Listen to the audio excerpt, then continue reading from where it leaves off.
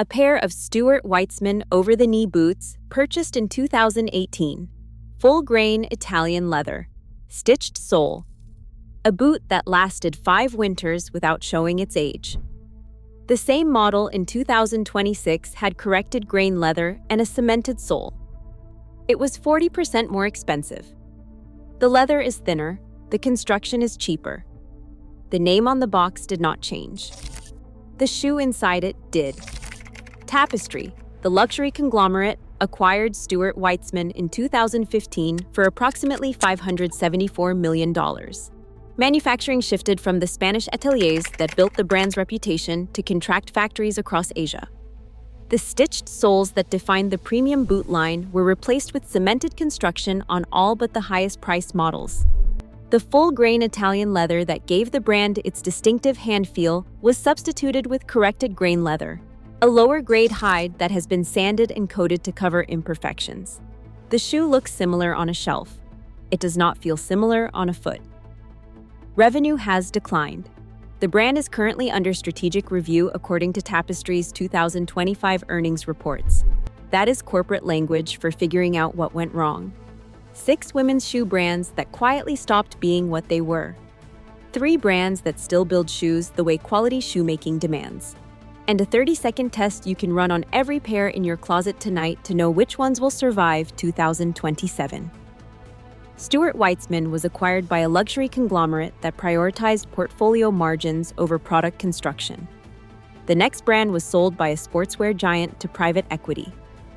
The construction downgrade was even faster. Number 2. Haan. Founded in 1928 in Chicago. For decades, Haan made traditional leather dress shoes, and the brand built a quiet, consistent reputation among professional women who needed footwear that survived 12-hour workdays. Then, Nike acquired Haan in 1988 and did something genuinely innovative. Nike engineers integrated air technology into dress shoe soles, a leather pump with the cushioning system of a running shoe. That was not a marketing gimmick. That was real product engineering. And it made Haan one of the few dress shoe brands that women with demanding schedules could actually rely on for comfort. Nike sold Haan to Apex Partners, a London-based private equity firm, in 2012 for approximately $570 million. After the acquisition, Nike Air soles were phased out across most of the women's line. They were replaced with generic EVA foam. Manufacturing consolidated to Vietnam and China. Consumer reviews from 2025 and 2026 on department store and independent footwear sites document thinner leather, sole separation within 8 months of regular wear, and sizing inconsistencies across the same model purchased 6 months apart. Mainline women's retail runs $120 to $250. The shoe is no longer fitted with the Nike air cushioning technology that earned the brand its reputation among women who spent entire days on their feet. The Haan pumps you wore to every important meeting in your 30s. The ones that somehow never hurt your feet even after a full day of walking between conference rooms and parking garages. The current version of that pump is a different shoe, built in a different factory by a different owner and aimed at a different margin target. Haan lost its technology when it lost Nike. The next brand lost something more fundamental. It lost its entire company and came back as a name on a licensing agreement. Number 3. Nine West. Founded in 1978, Nine West became one of the most recognized women's shoe brands in America. Walk through any department store footwear floor in the 1990s, and Nine West occupied prime real estate. The brand filed for Chapter 11 bankruptcy in 2018 with approximately $1.6 billion in debt. It was acquired out of bankruptcy by Authentic Brands Group, the same private equity operation that acquired Brooks Brothers, Reebok, Sperry, and dozens of other distressed brands through the same playbook. Authentic Brands Group does not manufacture shoes. It licenses the brand name to third-party producers who manufacture at the lowest achievable cost, while paying royalties on the name. The factory has no relationship to the original company. The designers have no relationship to the original company. The only connection between the Nine West shoe on the shelf today And the 9 West shoe your mother bought in 1995 is the name stamped on the box. Current production is contract manufactured in China and Vietnam. They use cemented construction. Entry-tier models have synthetic linings. Mainline retail runs $60 to $150. The buyer at a department store in 2026 is paying for a brand name that functionally no longer exists as a shoemaker. 9 West was hollowed out by bankruptcy and licensing. But before we continue with the next 3 brands, you need to understand the construction methods that determine whether a shoe in your closet lasts 2 years or 20. Cemented construction. The sole is glued to the upper. No stitching connects them. Manufacturing time is measured in minutes. Cost is measured in single digits. When the sole wears through or the glue fails, the shoe is finished. It cannot be resoled. Lifespan with regular wear is roughly 12 to 24 months. This is how every brand on our avoid list builds its shoes. Blake stitched construction. The sole is stitched directly through the insole with a continuous thread. The shoe can be resoled once, sometimes twice, depending on the leather quality. The construction creates a thinner, more elegant profile, which is why Italian shoemakers have used it for centuries on women's dress shoes and flats. It costs more to produce, requires skilled labor, and takes longer to assemble. Lifespan, 5 to 10 years with 1 or 2 resoles. Goodyear welted construction. A leather strip called the welt is sewn around the perimeter of the upper. The sole attaches to the welt, not the upper. The shoe can be resoled indefinitely without disturbing the leather upper. This is the gold standard for longevity. It is heavier than Blake, which is why it appears more in boots than in women's pumps and flats. Lifespan, 20 to 30 years with periodic resoling. The 30-second test you can run tonight. Flip the shoe over, run your finger along the edge where the sole meets the upper. If you feel stitching, the shoe is stitched and can be repaired. If you feel only a smooth glue line, the shoe is cemented and disposable. Check the inside next. If the insole lifts slightly and you see stitching underneath, that is a Blake stitch. If you see a visible welt strip running around the outside edge of the shoe, that is Goodyear welted. This test works on every shoe in your closet and takes 30 seconds per pair. Try it tonight and drop the brand and the year of the oldest pair still in your closet in the comments. We are genuinely curious what survived. Every brand on the avoid list uses cemented construction at prices where you would expect stitched. These next 3 show how that plays out when heritage meets financial pressure. Number 4. Frye. Founded in 1863 in Marlborough, Massachusetts, the oldest continuously operated shoe company in America. Frye made boots for Union soldiers during the Civil War. For over 150 years, the Frye name was synonymous with American leather craftsmanship. The harness boot, the campus boot, the Melissa button boot became icons worn by 3 generations of American women. Then the money ran out. Frye filed for bankruptcy. The brand was acquired by a private equity group and restructured. Manufacturing, once rooted in American workshops, moved to contract factories in China and Mexico. The leather quality, documented by longtime Frye customers across consumer review forums, shifted noticeably. The full-grain, vegetable-tanned hides that developed a rich patina over years of wear gave way to corrected grain leather treated with synthetic finishes. The Goodyear welted construction that made Frye boots resolable for decades was replaced with cemented soles on the majority of the women's line. Mainline women's retail runs $150 to $400. The Melissa button boot, at $350, still carries the heritage name. The construction inside that boot no longer matches what the heritage earned.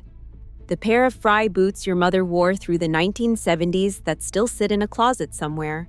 Soft and broken in and impossible to throw away because nothing you have bought since feels the same. That boot was Goodyear welted. The current version is cemented. 163 years of American shoemaking, and the construction that defined it has been quietly removed from the product. Frye lost its heritage through financial collapse. The next brand lost its comfort promise through corporate cost optimization. Number 5. Naturalizer. Founded in 1927 in St. Louis, Missouri. Naturalizer built its entire identity on a single promise across almost a century of marketing: shoes that fit the natural shape of a woman's foot. That was the brand. That was the reason millions of women chose it over every competitor on the department store shelf. Owned by Caloris, the parent company that also owns Sam Edelman and several other footwear brands in its portfolio. Manufacturing moved entirely to contract factories in China and Vietnam. Cemented construction across the mainline. Consumer reviews from 2025 and 2026 on independent footwear forums document a consistent pattern. Arch support measurably reduced compared to models from 5 years ago. Cushioning that degrades within months of regular wear. Sole separation on styles priced above $100. Mainline retail runs $70 to $130. A comfort shoe brand where the comfort itself has been quietly downgraded. The women who chose Naturalizer specifically because their feet hurt in everything else are now finding that the brand built to solve that problem has become part of it. Naturalizer lost the one quality that defined it for a century. The last brand on our avoid list does not have an ownership scandal or a private equity story. It has a chemistry problem the company has known about for 16 years and has never solved. Number 6. Ecco. Founded in 1963 in Bredebro, Denmark by Carl Tusby. Family owned to this day by the Tusby family. One of the few major footwear brands that remains under founding family control. Ecco operates company-owned factories in Portugal, Slovakia, Indonesia, China, India, Thailand, and Vietnam. The family ownership is not the problem. The construction is. Ecco shoes are built with polyurethane soles. Polyurethane is chosen by the brand for cushioning and lightweight. It also has a chemical flaw that the brand has not addressed. Polyurethane reacts with moisture in normal air. The chemical bonds in the polymer break down through a process called hydrolysis. The sole crumbles. It disintegrates. It peels away from the upper.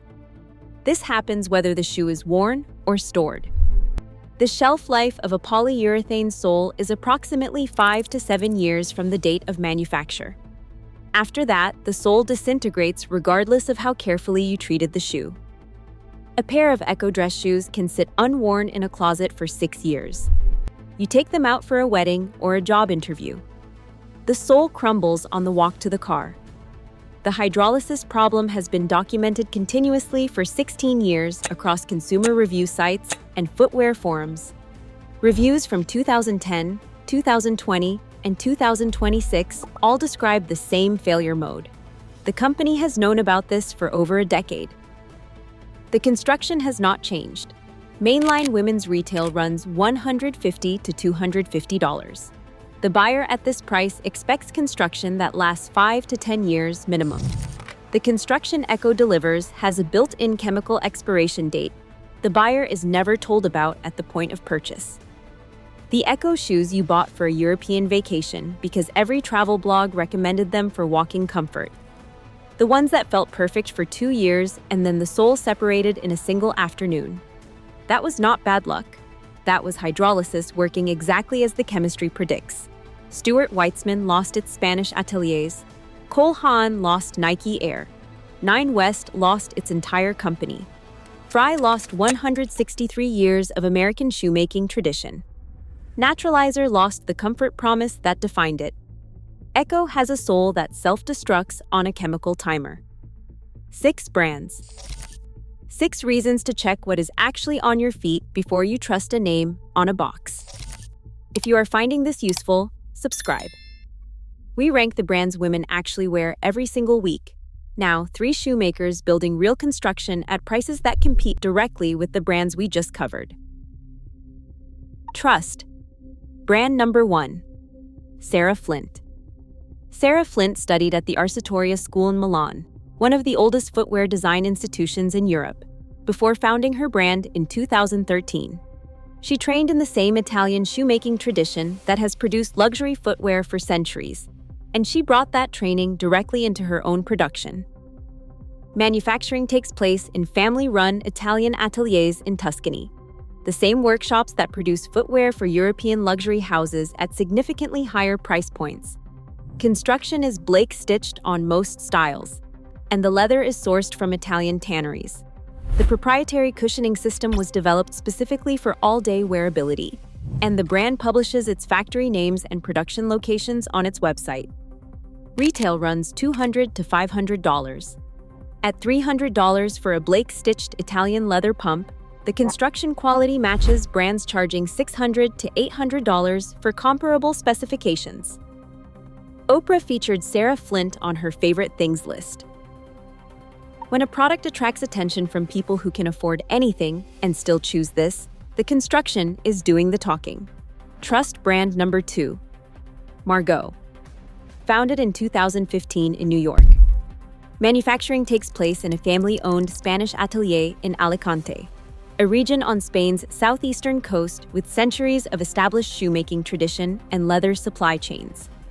Margaux operates a made-to-order model.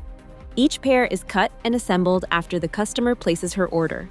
This eliminates overproduction waste and enables something rare in women's footwear at any price: custom width sizing. The demi-flat and the uptown pump are core products. Blake-stitched construction, Spanish leather sourcing. Width options run from narrow to wide on most styles. Retail runs $150 to $350. These are shoes made in the same Spanish shoemaking region that supplies European luxury houses at a fraction of the price, and with custom width options those luxury houses do not offer. The flat shoe that actually fits the width of your foot without crushing your toes or gapping at the heel. That is a construction choice that requires made-to-order production, and nearly every major brand skips it because mass production is cheaper and faster. Trust brand number 3. Vionic. Founded by Philip Vasily, a podiatrist who designed the brand specifically to address women's foot health through proper biomechanical support built into everyday footwear. Vionic holds American Podiatric Medical Association acceptance on most styles. That is not a paid endorsement. It is a clinical evaluation of the shoe's biomechanical design by an independent medical association. The technology is built around a contoured orthotic footbed with arch support that mirrors the natural contour of the foot, heel stabilization that reduces overpronation, and forefoot cushioning that absorbs impact during walking. The orthotic engineering is built into the shoe's foundational construction from the ground up, not added as a removable insole dropped into a generic shell. Women who have spent years adding aftermarket insoles to every pair of shoes to manage plantar fasciitis or arch pain find that Vionic eliminates the need entirely. Retail runs $80 to $160.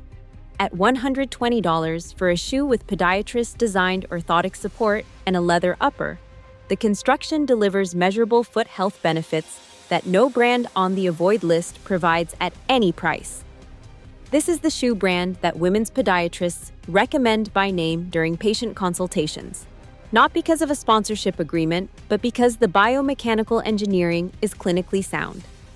6 brands that changed ownership, changed factories, changed construction. 3 that did not. The difference is where your money goes. At Haan, it goes to a private equity return. At 9 West, it goes to a licensing fee for a name. At Sarah Flint, it goes to a Tuscan atelier that builds shoes by hand. The pair you kept from 15 years ago that still fits perfectly and feels better than anything you have bought since.